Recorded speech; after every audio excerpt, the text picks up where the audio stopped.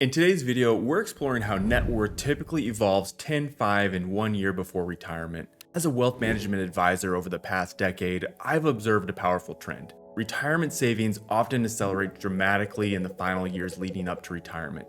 This makes it a critical time to understand how your net worth grows, the milestones you should be hitting, and most importantly, why focusing solely on your net worth might not be the best measure of your retirement readiness. And I'm going to be sharing a client story that really talks about many of these factors.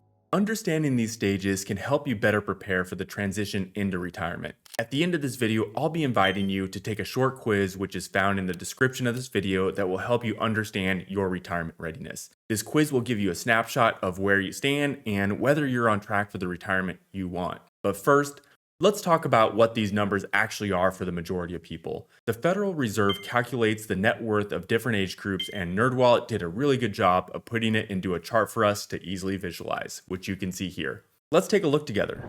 And remember that net worth is calculated as all of your assets minus all of your liabilities. This chart shows that for individuals aged 45 through 54, the average net worth is $971,000, while the median net worth is $246,000.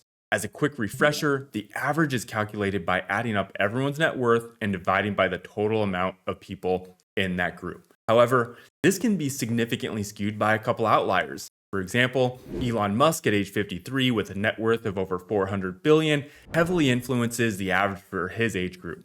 If you, me, and Elon Musk were all grouped together, our average net worth would exceed $100 billion. And hey, congratulations to us. But of course, this isn't a realistic way to interpret these numbers. The median, on the other hand, represents the middle value when all net worths are ranked from lowest to highest. By removing the impact of outliers, both on the bottom and the top, the median provides a more balanced and accurate perspective of what's typical for most people in this age group. And hey, while you're not a billionaire yet, there's no reason why you can't take steps towards building the future you want.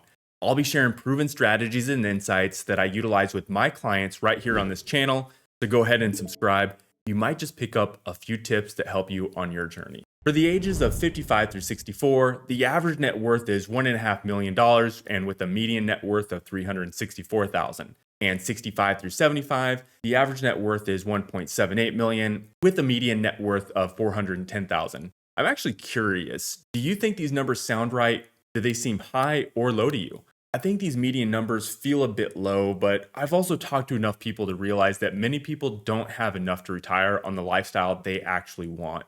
So now that we know the average net worth by age, let's talk about what that's made up at each stage, and I'll share an example of where one of my clients went through these stages and recently retired.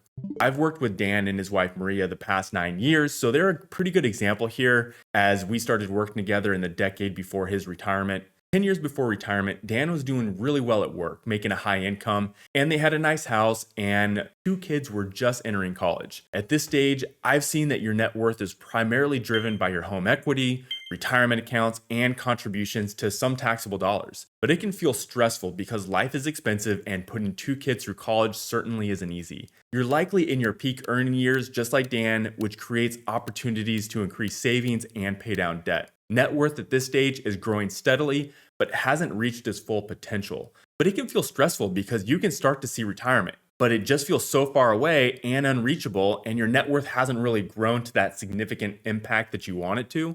Dan had $500,000 in his retirement accounts when we started working together. So during these critical years, we worked on ensuring he kept a positive cash flow while still contributing as much as possible to his retirement accounts. 5 years before retirement, things tend to accelerate.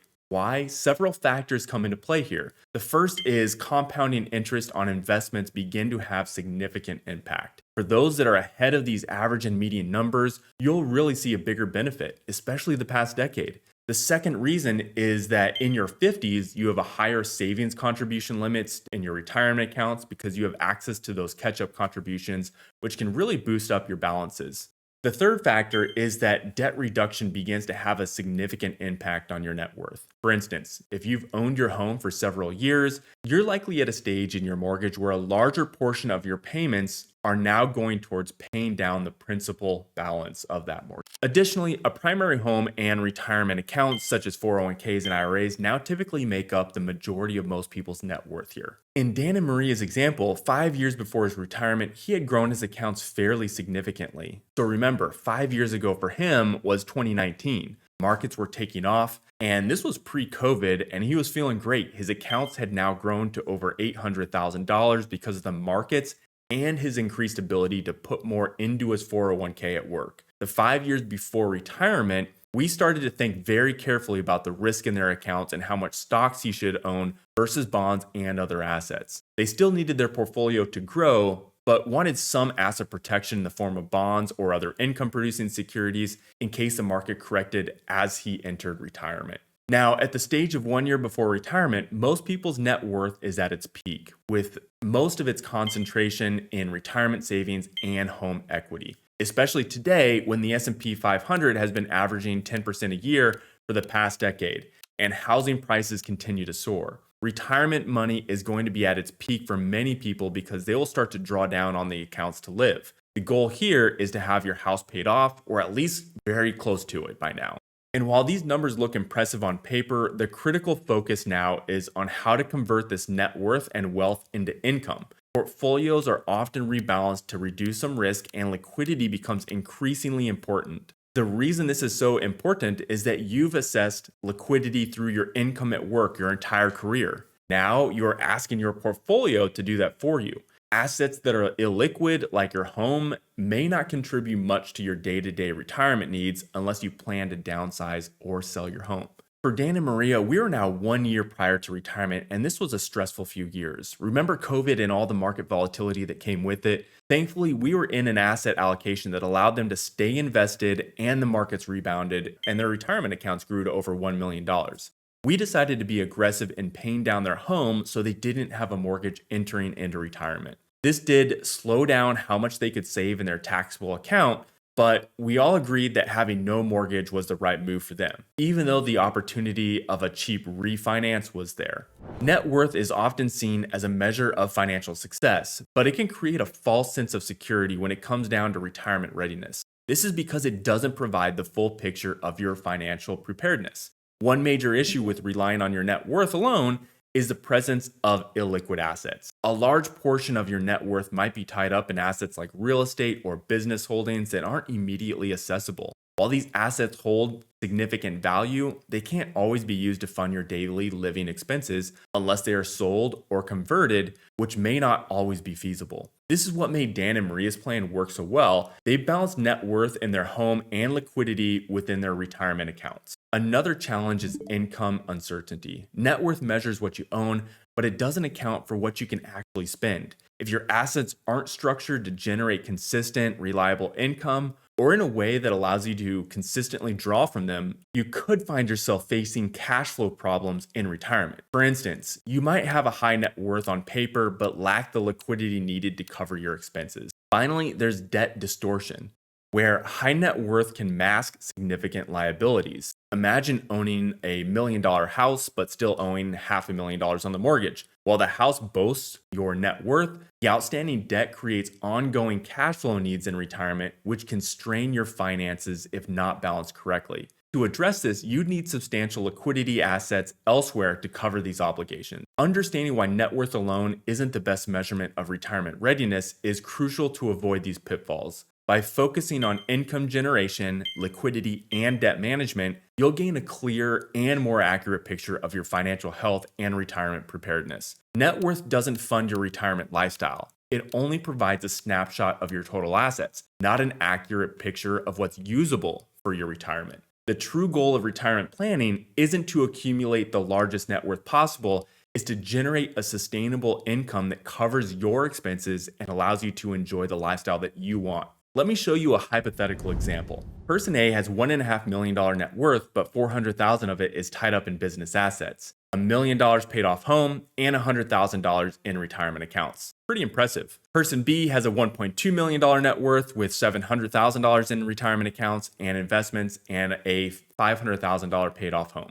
Also very impressive. While person A has a higher net worth, they may struggle to fund their day-to-day living expenses because their wealth is inaccessible. They may not be able to sell their business at the time they need to retire. Or worse, they may be overstating the value of that business and what someone is willing to pay for it. Along with that, it may take them a long time to actually find someone to buy it. This causes a higher amount of stress. Person B has a lower net worth but higher liquidity and is in a much stronger position to support their retirement lifestyle. A time when net worth might better reflect a favorable outcome is when illiquid assets such as rental properties are generating income. While the asset itself may be illiquid, it can still provide consistent income through monthly rent payments. Savings and cash flow are the true indicators of retirement readiness, not just your net worth. What matters most is your ability to sustain your lifestyle through a combination of savings, income streams, and controlled spending. Savings in accounts like 401ks, IRAs, and taxable investments can be converted into income to fund your retirement. Reliable income sources such as pensions, Social Security, and dividends provide stability and help you weather market fluctuations. However, spending levels play a critical role in determining how long your savings will last. Even with a high net worth, reckless spending can quickly deplete your resources, regardless of how much you've accumulated. By focusing on savings, steady income, and disciplined spending, you'll be better prepared to achieve long-term financial security in retirement.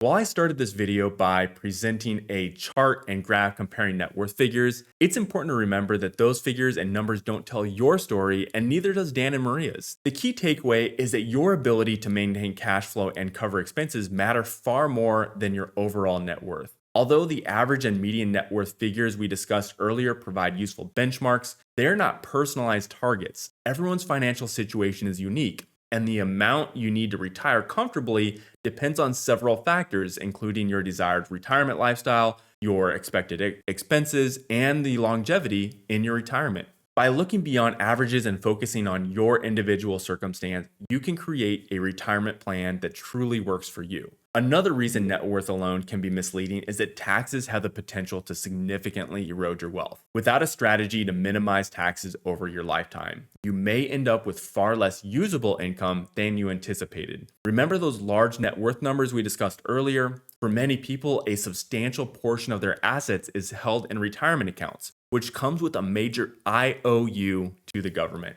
Taxes haven't been paid yet. So, for example, a large 401k balance might look impressive as part of your net worth, but withdrawals from that account are taxed as ordinary income. This could easily push you into a higher tax bracket in retirement, reducing the amount of money you actually have available to spend.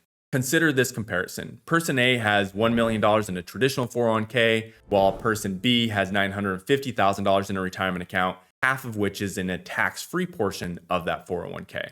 Even though person B's net worth is technically lower, they are in a stronger financial position because a significant portion of their savings is protected from future taxes. This example highlights where net worth alone isn't always an accurate reflection of the financial readiness for retirement. Now that you understand typical retiree net worth trends in the pre-retirement decade, here's something crucial to remember. These are just averages, not your personal targets. Many people struggle with uncertainty about their retirement readiness, and it's becoming increasingly complex to evaluate your position with so much competing information to factor in. One way to know if you're truly on track is to take an assessment. That's why I've created a quick free quiz to check if you're on track to retire that analyzes your situation, your finances, your goals, and your timeline. Take our free 5-minute quiz now using the link below to discover where you stand and what steps to take next. And if you made it all the way through to the end of this video, thank you for watching. I truly appreciate it, and I'll see you in the next video.